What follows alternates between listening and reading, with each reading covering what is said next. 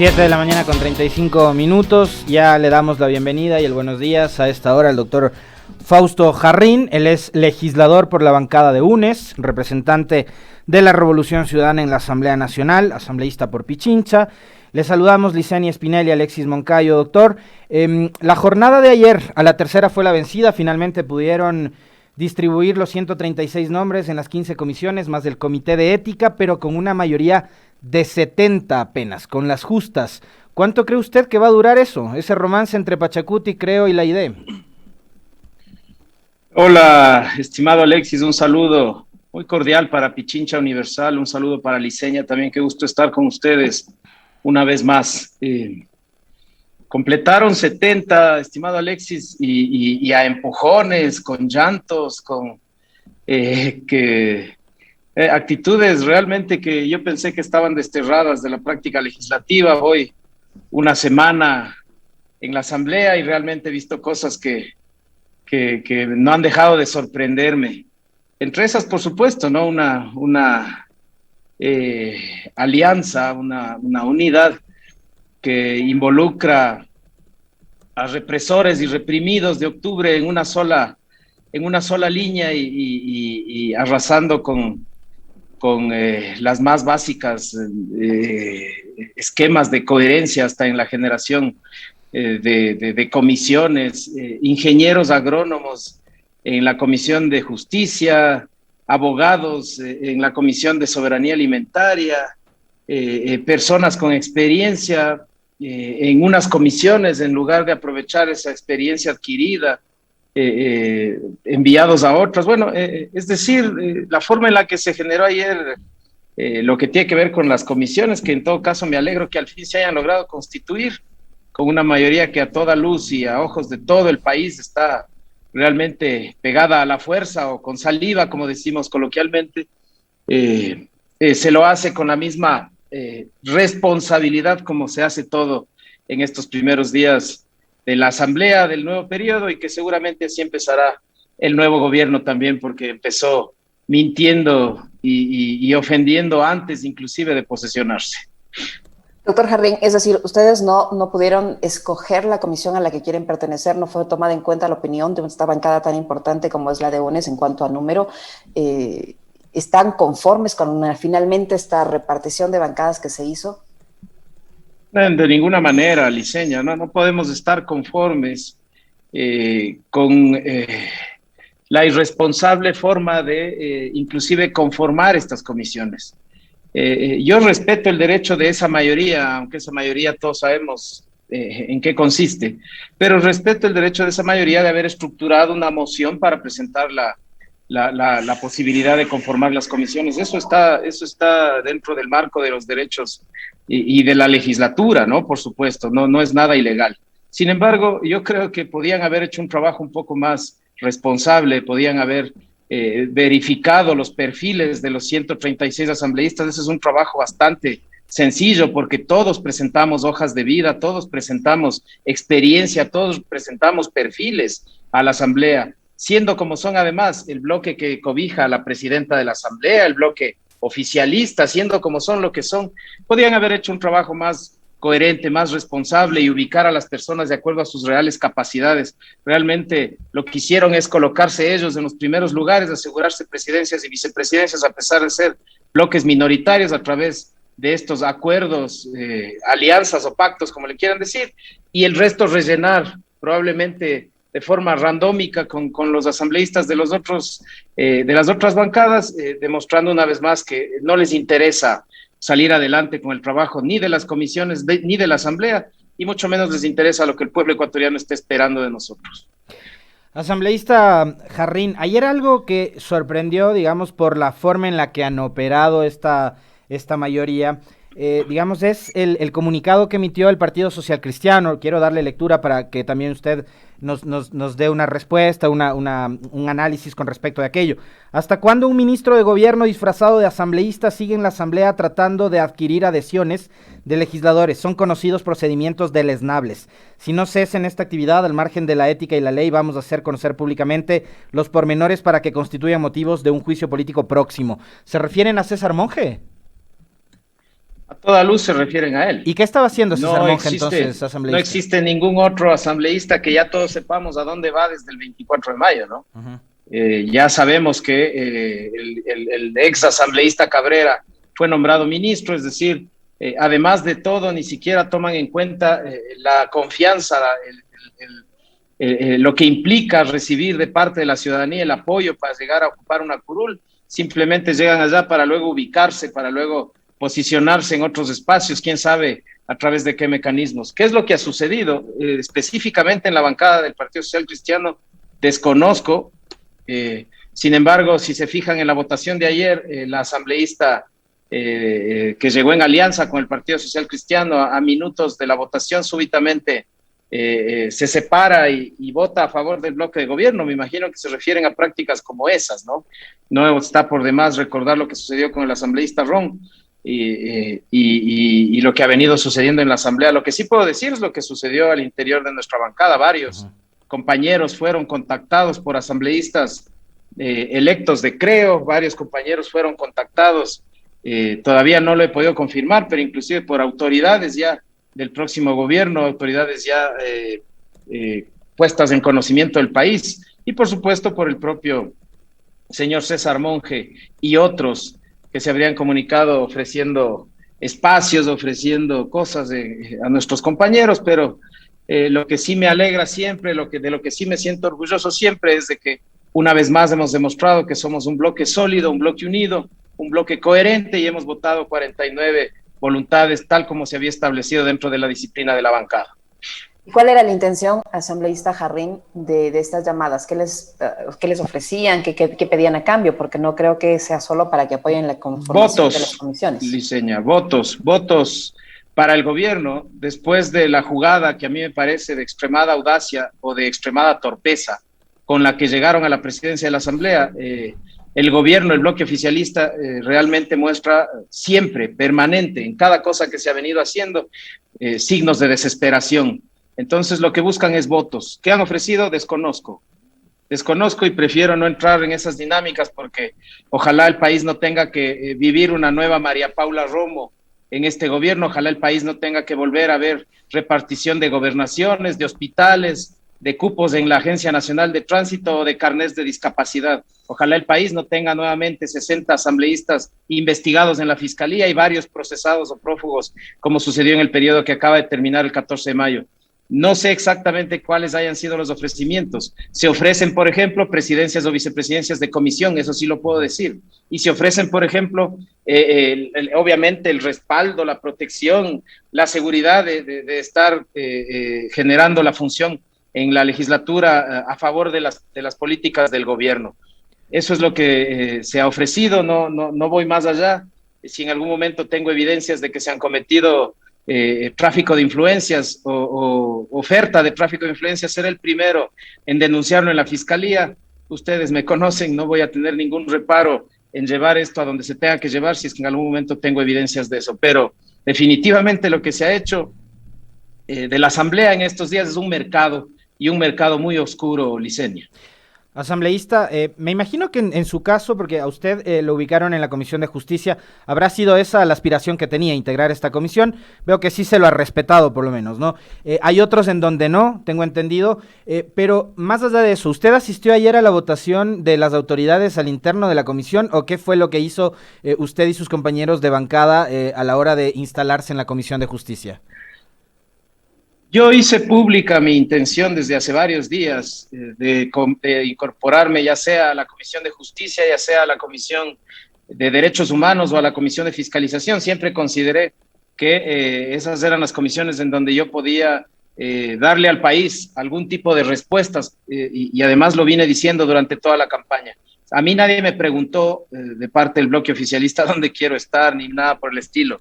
Pero, por ejemplo, a mi compañera Yajaira Urresta, ella siempre quiso estar en la Comisión de Derechos Humanos por todo lo que ella representa en relación a la represión de octubre, no le dejaron ir allá. A mi compañera Sofía Espín, que no es abogada y que tiene mucha experiencia en trabajo social, ella siempre quiso estar en niñez, siempre quiso estar en otras comisiones, pues la mandaron acá y a mi querido compañero José Agualzaca, que siempre relacionado con la lucha campesina, con la lucha por la tierra, él quería estar en soberanía alimentaria o en la comisión de GATS, le mandaron a justicia sin ningún análisis lógico y mucho menos un análisis responsable. Así que esto es lo que han construido, ¿no? Nosotros en la bancada tomamos inmediatamente la decisión de no avalar un proceso tan irresponsable de reparto y no asistimos a la primera sesión. Alexis, ellos ya tenían la mayoría conformada, conformaron la comisión y por supuesto desde la próxima sesión la bancada de la Revolución Ciudadana representada en la Comisión de Justicia asistirá a exigir que se empiecen a procesar las reformas legales que al país le urgen en esa comisión. Doctor Jarrín, tomando en cuenta cómo se han dado las cosas, ¿qué posibilidades ciertas hay de que ustedes tengan la posibilidad de presidir estas comisiones? Porque una cosa es que les hayan permitido formar parte de algunas, otra cosa es que les hayan relegado a las que ellos consideran que deben estar, y otra muy distinta, que les permitan presidir esas comisiones. Al ser ustedes una bancada muy importante, la primera en la Asamblea, tienen derecho a presidir comisiones. ¿Les van a permitir hacerlo?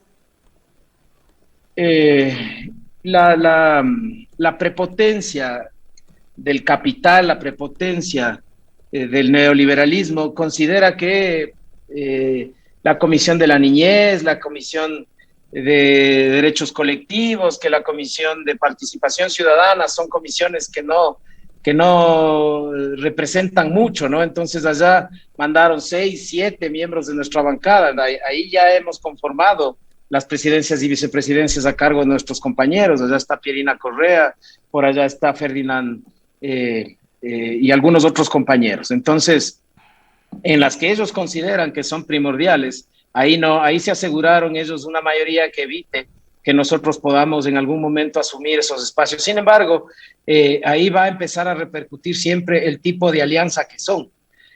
Por un lado, el presidente de la República sale a decir un poco de cosas, y por otro lado, la presidenta de la Asamblea, minutos después de agradecerle al presidente Lasso por haberle permitido ejercer la primera magistratura en la Asamblea, dice que va a proceder a enjuiciar políticamente a las autoridades de la función electoral porque siempre van a quedar las dudas de lo que sucedió en la primera vuelta, es decir, poniéndole en duda al propio presidente, al que ella agradece por haberle permitido ser la presidenta de la Asamblea. Una unidad, una alianza, un pacto como ese, claramente tiene los días contados y el momento en que ese tipo de circunstancias empiecen a darse dentro de la Asamblea, por ejemplo, en el tema de un procesamiento político a los consejeros del CNE, ahí esas mayorías se van a romper, porque Pachacuti, algunos sectores de la izquierda democrática y el sector de UNES siempre hemos estado en contra de lo que dejó el legado de Julio César Trujillo y el circo transitorio del que tuvimos que ser víctimas durante más de un año.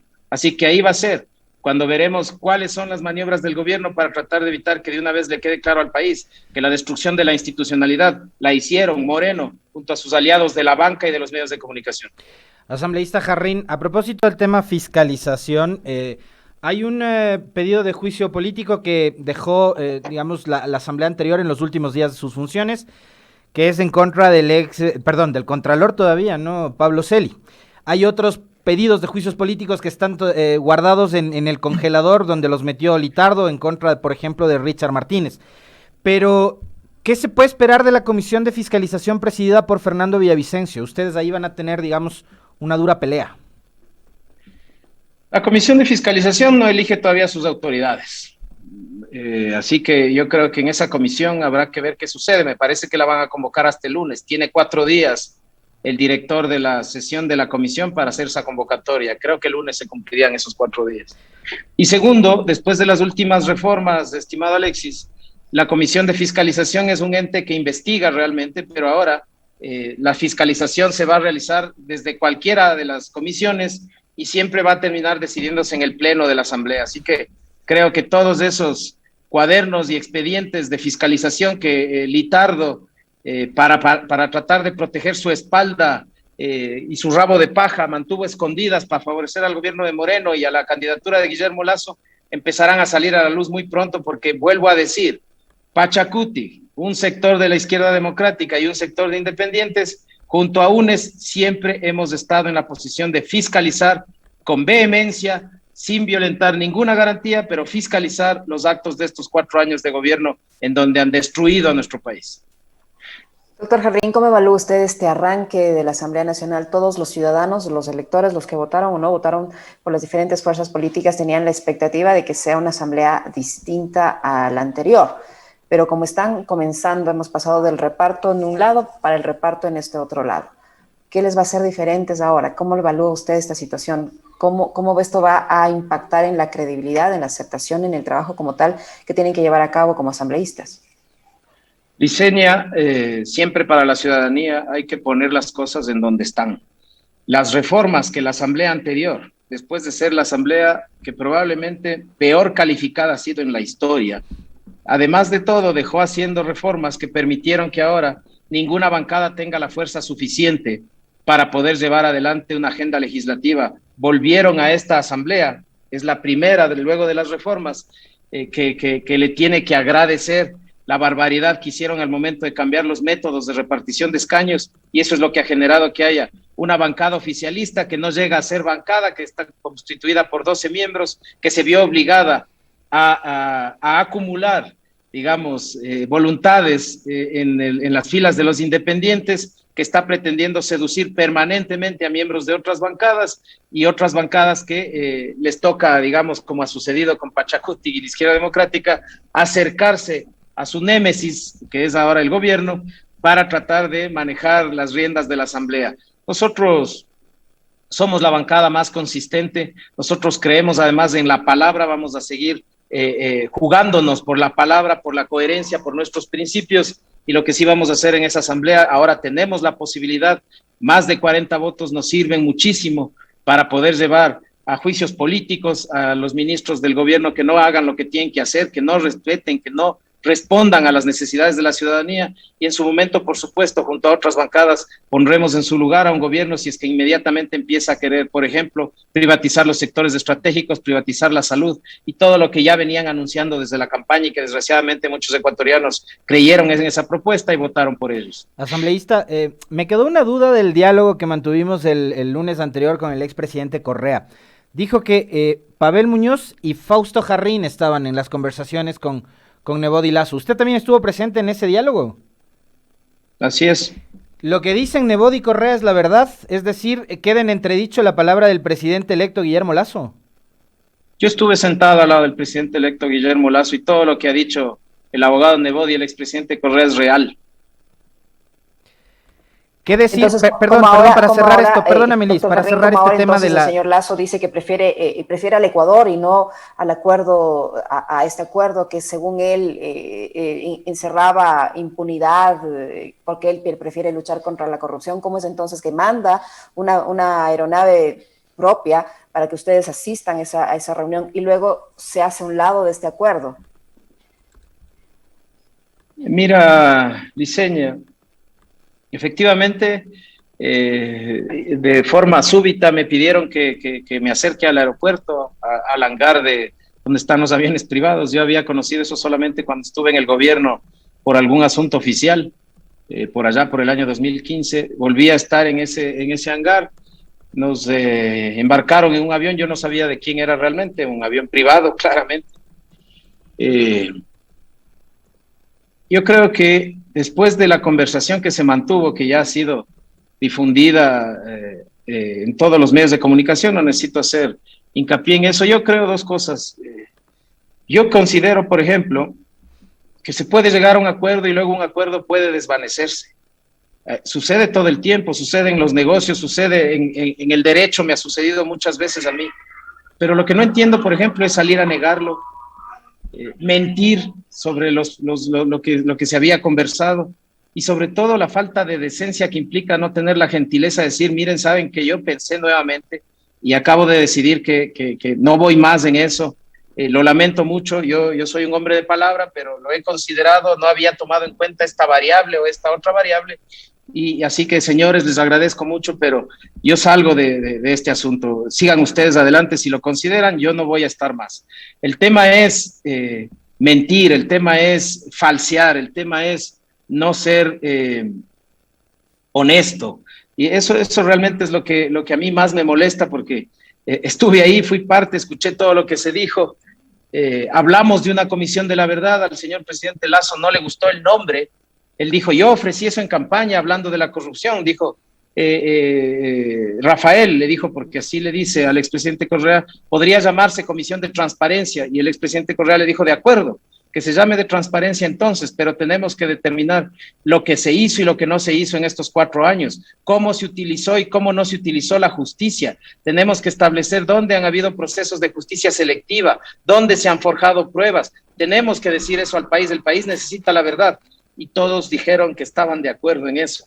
Tal vez a través del eufemismo de decir que no se habló de una comisión de la verdad, quieren tratar de pensar que la ciudadanía no entiende. La ciudadanía sí entiende y se da cuenta quién miente. Siempre se habló de eso.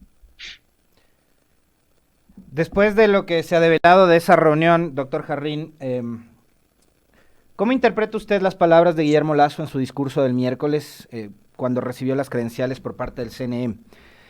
Fue un discurso, digamos, en un tono más bien confrontativo, que se aleja del Guillermo Lasso, decía yo ayer en el comentario, que hablaba del Ecuador del encuentro, y se aleja también un poco del Guillermo Lasso del 12 de abril, un día después de las elecciones, en donde dice que él no llega con ninguna lista de perseguidos. Este discurso del miércoles, ¿cómo lo leyeron ustedes?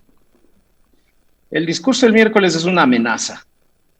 Y después de ver la sentencia que salió en favor de los hermanos Isaías de ayer, ya nos queda claro cuál es el encuentro de Guillermo Lasso, ¿no? Ya está por acá el exalcalde Rodas, ya seguramente pronto estará por aquí la exministra María Paula Romo, quizá nuevamente a cargo de la represión y de la persecución. Ya aparecerá por aquí nuevamente el exsecretario Roldán y por supuesto ahí todos los amigos de la banca que quebró al país en el 99, que forzó la más grande expulsión de ecuatorianos y ahora unido además a quienes durante 4 años se dedicaron a tomar rehenes políticos, encarcelarlos, enjuiciarlos, procesarlos y proscribirlos. Realmente nos preocupa mucho lo que se viene para el país y al menos desde la Asamblea estaremos 49 voluntades para tratar de defender la paz del Ecuador, que es a la que le atentaron con tanta vehemencia estos 4 años, persiguiendo, encarcelando y por supuesto con la indolencia con la que han manejado los temas económicos y la pandemia. Así que tendremos una dura lucha, estimado Alexis, está claro lo que se viene. Si no tenía una lista el 12 de abril, seguramente ya la tiene. Sabemos muy bien en dónde se están asesorando, entonces sabemos muy bien hacia dónde caminan. La persecución seguramente recrudecerá. Veamos cuáles son los resultados de este proceso. Desgraciadamente, el más afectado siempre será nuestro país, de esto que dice serán Fausto, los más pobres. ¿Quién está asesorando a Lasso? Su buena amiga que iba a ser contralora, pues a quien Lasso ya le echaba flores y vítores desde antes de ser gobierno, seguramente desde las lejanas tierras del norte ya es parte de esta estructura. No en vano, algunos de los movimientos que se estuvieron haciendo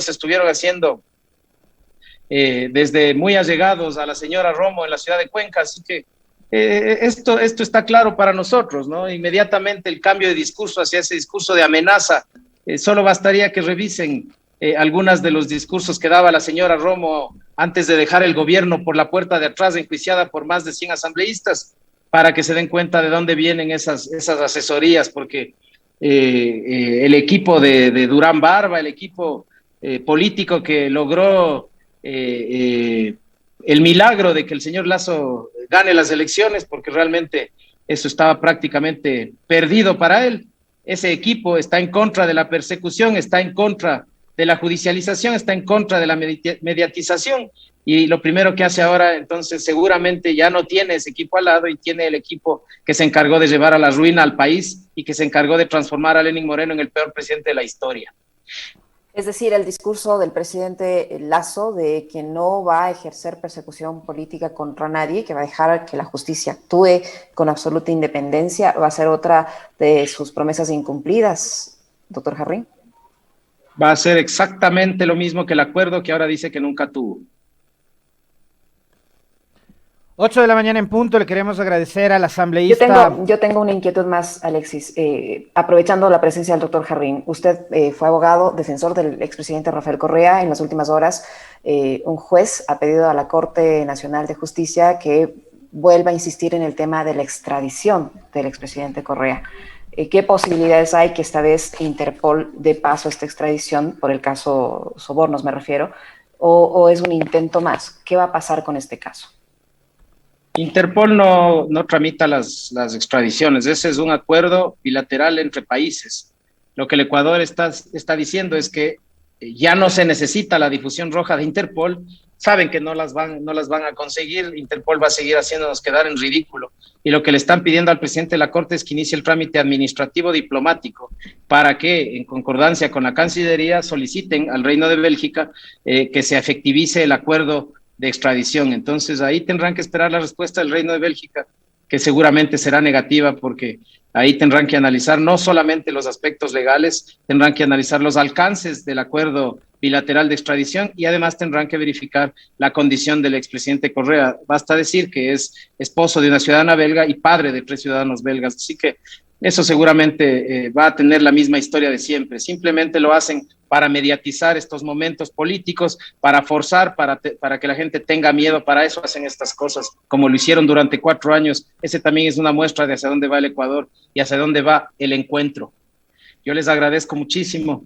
Tengo otro compromiso a esta misma hora, Liceña. Muchísimas gracias. Gracias a usted, doctor Jarrín. Fausto Jarrín, asambleísta por UNES, que ha estado con nosotros. Alexis.